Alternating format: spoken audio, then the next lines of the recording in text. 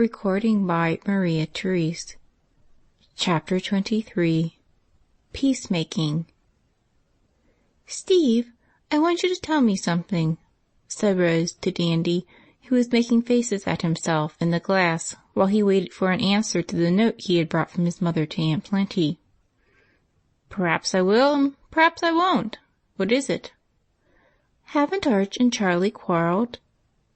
"Dare say. We fellows are always having little rows, you know. I do believe a sty is coming on my starboard eye." And Steve affected to be absorbed in a survey of his yellow lashes. "No, that won't do. I want to know all about it, for I'm sure something more serious than a little row is the matter. Come, please tell me, Stevie, there's a dear." "Botheration! You don't want me to turn telltale, do you?" growled Steve, pulling his top knot, as he always did when perplexed. "Yes, I do," was Rose's decided answer, for she saw from his manner that she was right, and determined to have the secret out of him, if coaxing would do it. "I don't wish you to tell things to everyone, of course, but to me you may, and you must, because I have a right to know. You boys need somebody to look after you, and I'm going to do it, for girls are nice peacemakers and know how to manage people. Uncle said so, and he is never wrong." Steve was about to indulge in a derisive hoot at the idea of her looking after them, but a sudden thought restrained him and suggested a way in which he could satisfy Rose and better himself at the same time. "What will you give me if I'll tell you every bit about it?" he asked, with a sudden red in his cheeks and an uneasy look in his eyes, for he was half ashamed of the proposition. "What do you want?" And Rose looked up, rather surprised at the question. "I'd like to borrow some money. I shouldn't think of asking you, only Mac never has a cent since he's set up his old chemical shop, where he'll blow himself to bits some day, and you and Uncle will have the fun of putting him together again." And Steve tried to look as if the idea amused him. "I'll lend it to you with pleasure, so tell away," said Rose, bound to get at the secret. Evidently much relieved by the promise, Steve set his top knot cheerfully erect again and briefly stated the case. "As you say, it's all right to tell you, but don't let the boys know I blabbed, or Prince will take my head off. You see, Archie doesn't like some of the fellows Charlie goes with, and cuts him. That makes Prince mad, and he holds on just to plague Arch. So they don't speak to each other, if they can help it, and that's the row." "Are those boys bad?" asked Rose anxiously. "Guess not, only rather wild. They are older than our fellows, but they like Prince. He's such a jolly boy, sings so well, dances, jigs, and breakdowns, you know, and plays any game that's going. He beat Morris at billiards, and that's something to brag of, for Morris thinks he knows everything. I saw the match, and it was great fun." Steve got quite excited over the prowess of Charlie, whom he admired immensely and tried to imitate. Rose did not know half the danger of such gifts and tastes as Charlie's, but felt that something must be wrong if Archie disapproved. "If Prince likes any billiard-playing boy better than Archie, I don't think much of his sense," she said severely. "Of course he doesn't, but, you see, Charlie and Arch are both as proud as they can be, and won't give in. I suppose Arch is right, but I don't blame Charlie a bit for liking to be with the others sometimes. They are such a jolly set." And Steve shook his head morally, even while his eye twinkled over the memory of some of the exploits of the jolly set. "Oh, dear me," sighed Rose. "I don't see what I can do about it, but I wish the boys would make up, for Prince can't come to any harm with Archie. He's so good and sensible." "That's the trouble. Arch preaches, and Prince won't stand it. He told Archie was a prig and a parson, and Arch told him he wasn't a gentleman. My boots! Weren't they both mad, though? I thought for a minute they'd pitch into each other and have it out. Wish they had, and not gone stalking round stiff and glum ever since. Mac and I settled our rows with a bat or so over the head, and then we are all right." "What droll things boys are," she said with a mixture of admiration and perplexity in her face, which Steve accepted as a compliment to his sex. "We are a pretty clever invention, miss, and you can't get on without us," he answered with his nose in the air. Then, taking a sudden plunge into business, he added, "How about that bit of money you were going to lend me? I've told. Now you pay up." "Of course I will. How much do you want?" And Rose pulled out her purse. "Could you spare $5? I want to pay a little debt of honor that is rather pressing." And Steve put on a mannish air that was comical to see. "Aren't all debts honorable?" asked innocent Rose. "Yes, of course, but this is a bet I made, and it ought to be settled up at once," began Steve, finding it awkward to explain. "Oh, don't bet. It's not right, and I know your father wouldn't like it. Promise you won't do so again. Please promise." And Rose held fast the hand into which she had just put the money. "Well, I won't. It's worried me a great deal, but I was joked into it. Much obliged, cousin. I'm all right now." And Steve departed hastily.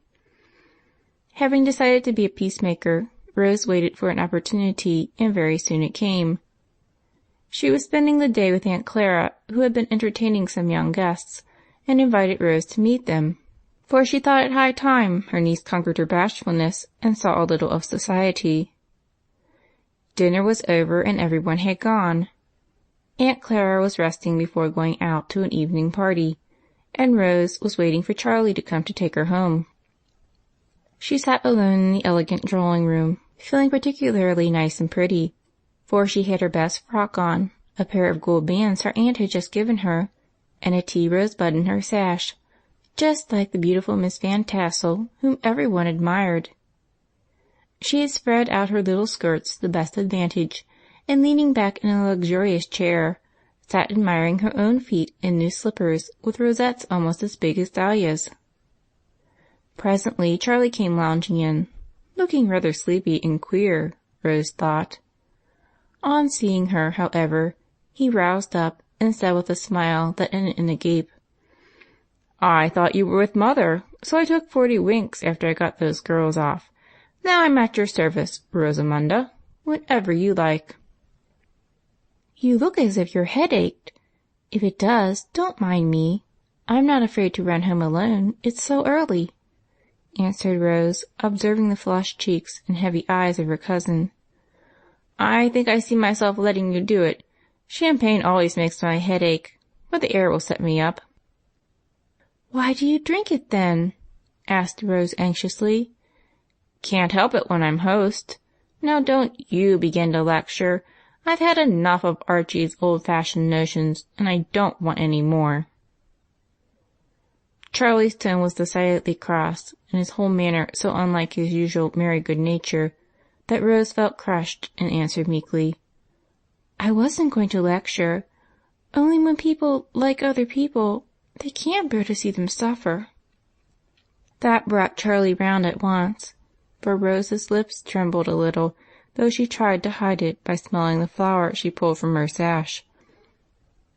"I'm a regular bear, and I beg your pardon for being so cross, Rosie," he said in the old frank way that was so winning.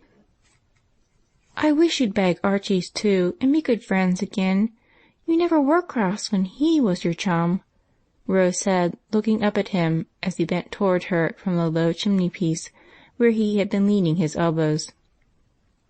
In an instant he stood as stiff and straight as a ramrod, and the heavy eyes kindled with an angry spark as he said, in his high and mighty manner, "You'd better not meddle with what you don't understand, cousin."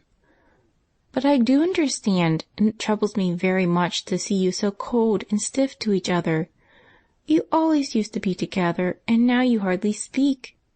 You are so ready to beg my pardon, I don't see why you can't beg Archie's, if you are in the wrong."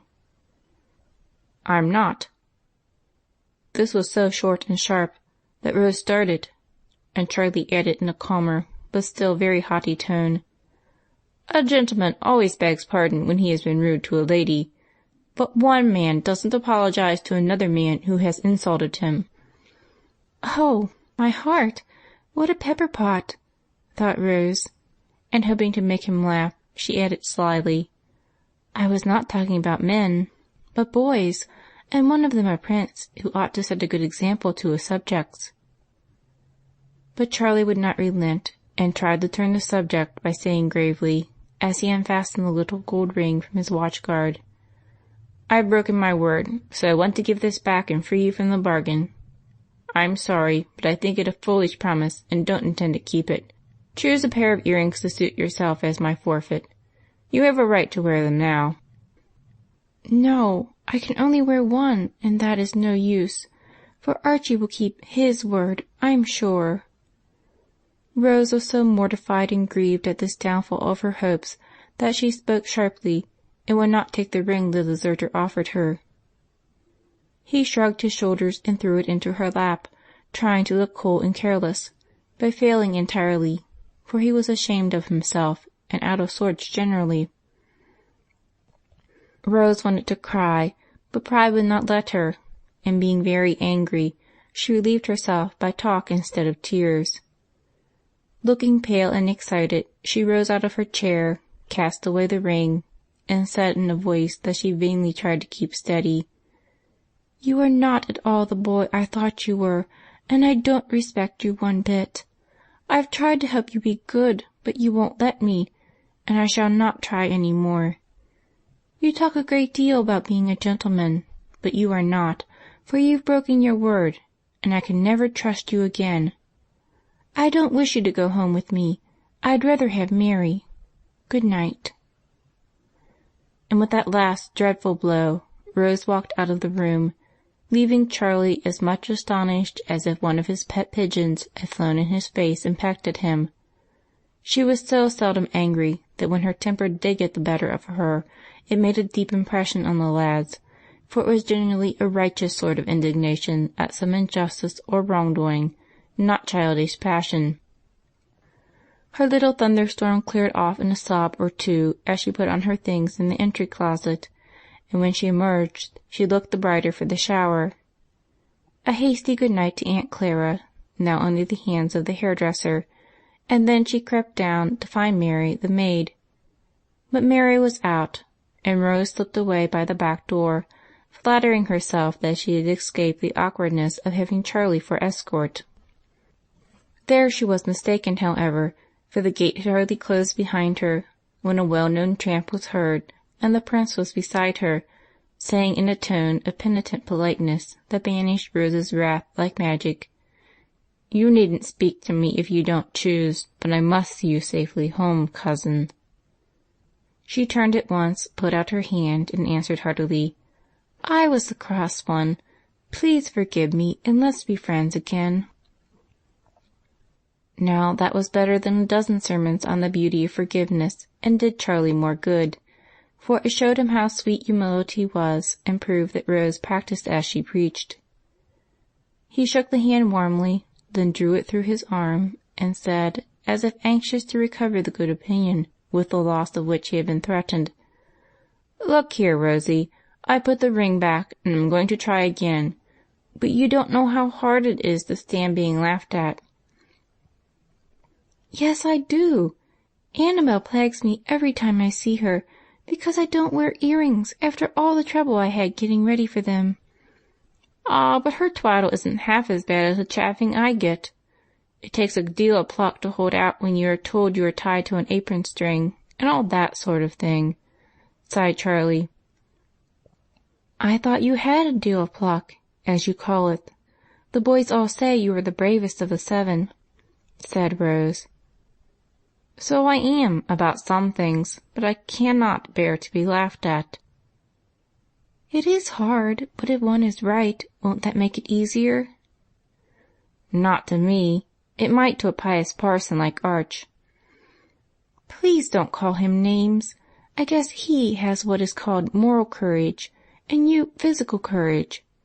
Uncle explained the difference to me, and moral is the best, though often it doesn't look so," said Rose thoughtfully. Charlie didn't like that, and answered quickly, I don't believe he'd stand it any better than I do if he had those fellows at him." "Perhaps that's why he keeps out of their way and wants you to." Rose had him there, and Charlie felt it, but he would not give in just yet, though he was going fast, for somehow he seemed to see things clearer in the dark than in the light, and found it very easy to be confidential when it was only Rose. "If he were my brother, now, he'd have some right to interfere," began Charlie in an injured tone. "I wish he were," cried Rose. "So do I," answered Charlie, and then they both laughed at his inconsistency. The laugh did them good, and when Prince spoke again, it was in a different tone, pensive, not proud nor perverse. "You see, it's hard upon me that I have no brothers and sisters. The others are better off, and needn't go abroad for chums if they don't like. I am all alone, and I'd be thankful even for a little sister." Rose thought that very pathetic, and overlooking the uncomplimentary word "even" in that last sentence, she said with a timid sort of earnestness that conquered her cousin at once, "Play I am little sister. I know I'm silly, but perhaps I'm better than nothing, and I'd dearly love to do it." "So should I, and we will, for you are not silly, my dear, but a very sensible girl, we all think, and I'm proud to have you for a sister. There now." And Charlie looked down at the curly head bobbing along beside him with real affection. Rose gave a skip of pleasure and laid one sealskin mitten over the other on his arm, as she said happily, "That's so nice of you. Now you needn't be lonely any more, and I'll try to fill Archie's place till he comes back, for I know he will, as soon as you let him." "Well, I don't mind telling you that while he was my mate, I never missed brothers and sisters, or wanted anyone else. But since he cast me off, I'll be hanged if I don't feel as forlorn as old Robinson Crusoe must have felt before his man Friday turned up." This burst of confidence confirmed Rose in her purpose of winning Charlie's mentor back to him, but she said no more, contented to have done so well. They parted excellent friends, and Prince went home wondering why a fellow didn't mind saying things to a girl or woman which he would die before he'd own to another fellow. Rose also had some sage reflections upon the subject, and fell asleep thinking that there were a great many curious things in this world, and feeling that she was beginning to find out some of them. Next day she trudged up the hill to see Archie, and having told him as much as she thought best about her talk with Charlie, begged him to forget and forgive their differences. "I've been thinking that perhaps I ought to, though I am in the right. I'm no end fond of Charlie, and he's the best-hearted lad alive, but he can't say no, and that will play the mischief with him, if he does not take care," said Archie in his grave, kind way. "While Father was home, I was very busy with him, so Prince got into a set I don't like. They try to be fast and think it's manly, and they flatter him and lead him on to do all sorts of things, play for money and bet and loaf about. I hate to have him do so, and tried to stop it, but went to work the wrong way, so we got into a dreadful mess." "He is all ready to make up, if you don't say much, for he owned to me that he was wrong. But I don't think he will own it to you in words," began Rose. "I don't care for that. If you'll just drop those rowdies and come back, I'll hold my tongue and not preach. I wonder if he owes those fellows money and so doesn't like to break off till he can pay it. I hope not, but don't dare to ask, though perhaps Steve knows. He's always after Prince, more's the pity." And Archie looked anxious. "I think Steve does know, for he talked about debts of honor the day I gave him—" There Rose stopped short and turned scarlet, but Archie ordered her to fess, and had the whole story in 5 minutes, for none dared disobey the chief. He completed her affliction by putting a $5 bill into her pocket by main force, looking both indignant and resolute as he said, "Never do so again, but send Steve to me, if he is afraid to go to his father. Charlie had nothing to do with that. He wouldn't borrow a penny of a girl. Don't think it. But that's the harm he does Steve, who adores him and tries to be like him in all things. Don't say a word. I'll make it all right, and no one shall blame you." "Oh, me! I always make trouble by trying to help, and then letting out the wrong thing," sighed Rose, much depressed by her slip of the tongue. Archie comforted her with the novel remark that it was always best to tell the truth, and made her quite cheerful by promising to heal the breach with Charlie as soon as possible. He kept his word so well that the next afternoon, as Rose looked out of the window, she beheld the joyful spectacle of Archie and Prince coming up the avenue arm in arm, as of old, talking away as if to make up for the unhappy silence of the past weeks.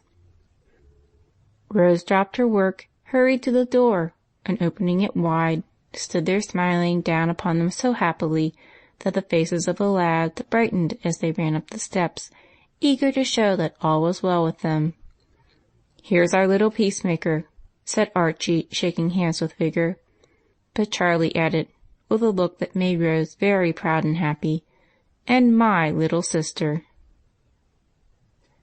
End of Chapter 23. Recording by Maria Therese.